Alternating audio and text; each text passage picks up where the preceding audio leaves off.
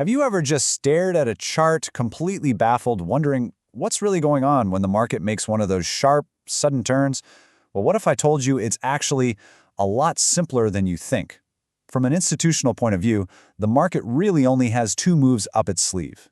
And once you see them, trust me, everything starts to click. So let's break it all down. Welcome to AI Explains ICT. In this video, we're jumping right into the deep end with concepts from Core Content, Month 5, Episode 5. And hey, you're probably going to want to grab a pen and paper for this one because the framework we're about to unpack could totally change the way you look at price. So let me ask you something. Has this ever happened to you? You're in a trade, you feel great about it, you've done your analysis, and then bam, a sudden spike stops you out, just by a few ticks. And then what happens? You have to sit there and watch in pure frustration as the market immediately reverses and rockets in the exact direction you predicted. If you're not in your head right now, you are in the right place, because we are about to pull back the curtain on exactly why that happens. Okay, here's our game plan. First, we'll lay out the foundational institutional blueprint. Then, we're going to dig into the two patterns that make it all work, the breaker and the failure swing. After that, we'll get practical and talk about how to actually trade these setups. And finally, we'll wrap it all up so you can use this as your new framework for analyzing the market. All right, let's get right into the heart of it. For a minute, I want you to try and forget about all the dozens of complex chart patterns and candlestick names you've memorized. We're going to simplify things, way down to the absolute core of institutional order flow.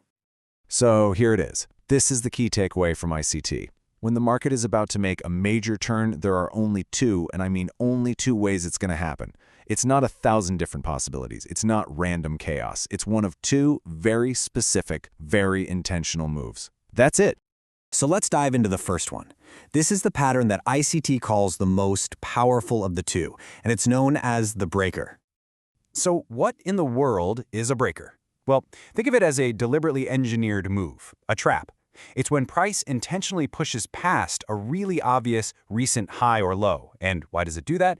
The whole point is to trigger the mountain of stop-loss orders sitting right there. That's the liquidity grab, right before the real aggressive move kicks off in the other direction.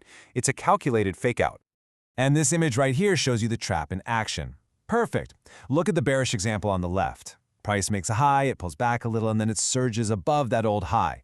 That surge is designed for one thing: to take out anyone who shorted early. Now look to the right and you see the exact mirror image for a bullish setup.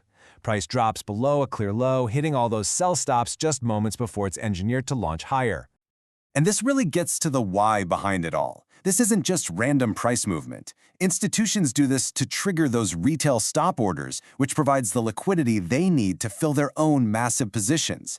At the same time, they're trapping breakout traders on the wrong side of the market, and very often, they're driving price to a specific institutional level they care about, like an old order block or a fair value gap. It's a multi-purpose surgical strike.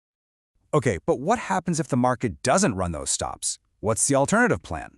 Well, that brings us right to the second and final pattern in this blueprint, the failure swing. A failure swing is, you guessed it, exactly what it sounds like.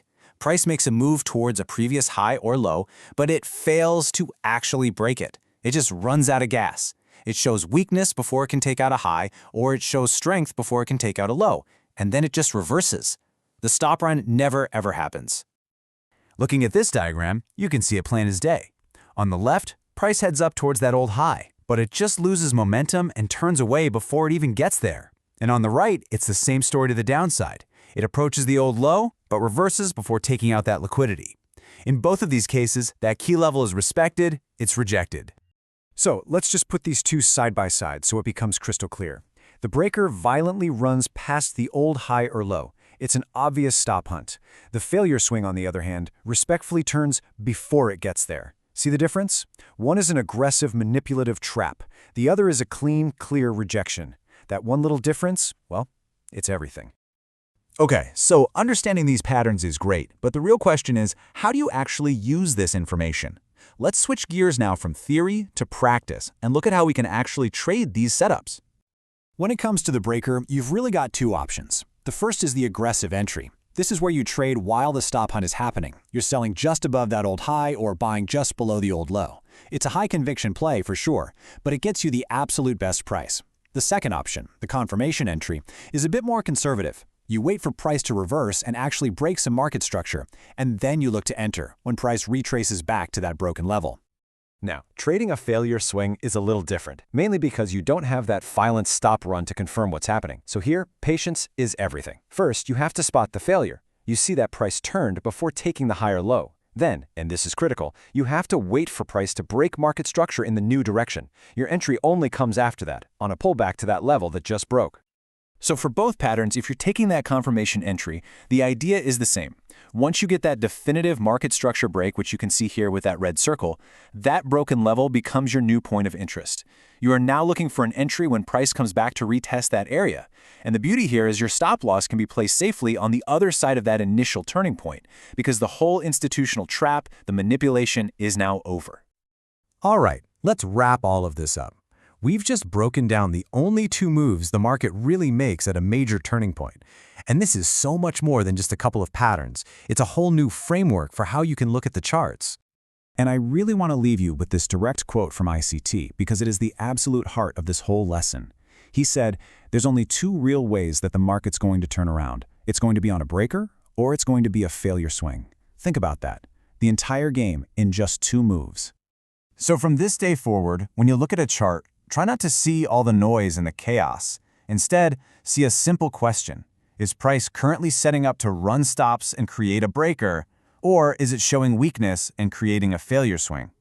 By just simplifying your entire analysis down to this one binary choice, you can bring an incredible amount of clarity to your trading.